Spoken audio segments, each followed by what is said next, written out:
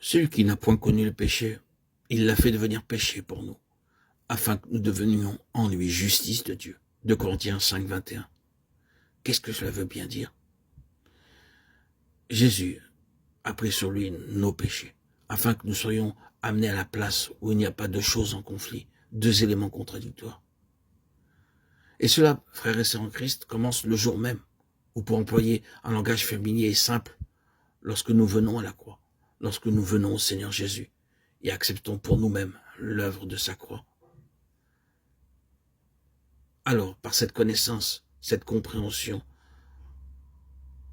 de la croix, nous est donnée, nous est introduite en nous cette vie transparente, pure, sainte et juste de notre Seigneur Jésus-Christ. C'est quelque chose qui fait irruption dans nos vies, quelque chose sans mélange, quelque chose de pur, qui est Christ, qui s'investit en nous, qui rayonne à travers nous, qui parle par nous. Nous sommes tous, frères et sœurs, en nous-mêmes un mélange. Mais cette vie que Christ nous accorde, nous offre par sa venue en nous, son établissement en nous, sa consécration en nous, par le fait que nous avons accepté la croix.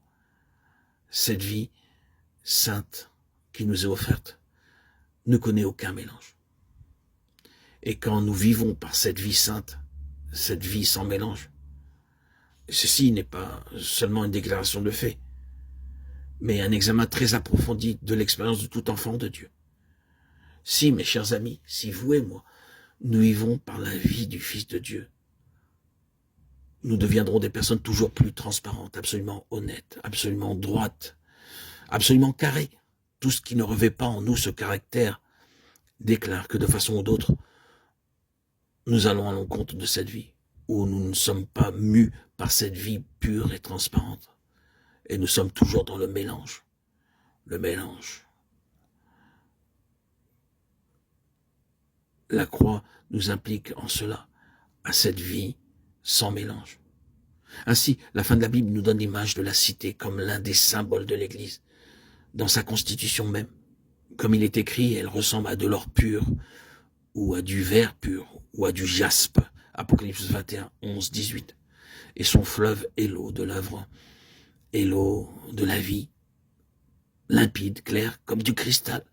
Apocalypse 22, 1. Tout est clair, c'est le but de l'œuvre. Une vie sans mélange, une vie consacrée entièrement au Seigneur. C'est une chose vraiment pratique. En ce qui concerne les chrétiens véritables, les chrétiens qui sont vraiment crucifiés avec Christ, il devrait y avoir une ferme et constante progression dans la transparence, s'éloignant toujours plus de la duplicité, de la tromperie, de l'obscurité, de tout ce qui appartient à ce domaine-là. Il devrait être clair, comme la lumière. Leur être entièrement consacré à Dieu, sans aucune aspiration pour le monde et tous ses plaisirs, toutes ses distractions.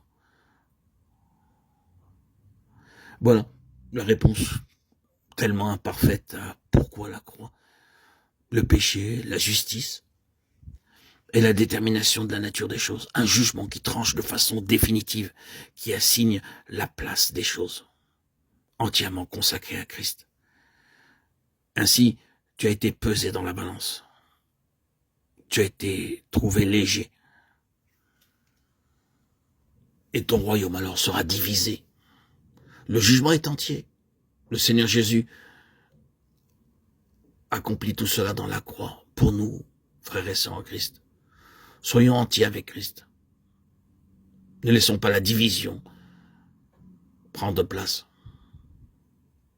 Cela peut être le côté plutôt sombre, mais c'est une délivrance merveilleuse que le Seigneur Jésus a opérée pour nous dans sa croix. Pensez un instant à ce en quoi nous étions impliqués. Nous étions impliqués dans le péché de Satan, nous étions impliqués dans sa rébellion, notre nature même y était impliquée. Mais le Seigneur nous a sauvés par sa croix. Il nous a délivrés de la puissance des ténèbres et nous a transportés dans le royaume de son Fils bien-aimé, comme il est écrit dans Colossiens 13. Il nous a libérés. Il nous a donné une autre nature. Il nous a placés sur le chemin de la cité de Dieu. Bien-aimés, chers amis, auditeurs, auditrices, comme nous le savons, cela n'est pas un lieu géographique, mais une condition spirituelle, pas quelque chose d'objectif, mais un état intérieur et subjectif.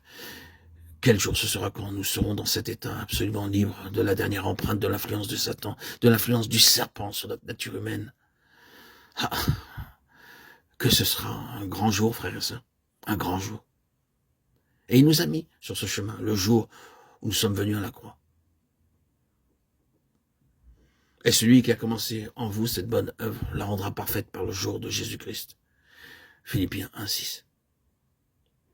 Amen. Qu'il en soit ainsi. Béni soit le Dieu très saint, qui puisse nous accorder, frères et sœurs en Christ, auditeurs, auditrices, cette grâce de connaître la croix, afin, chers bien-aimés, d'être transportés dans le royaume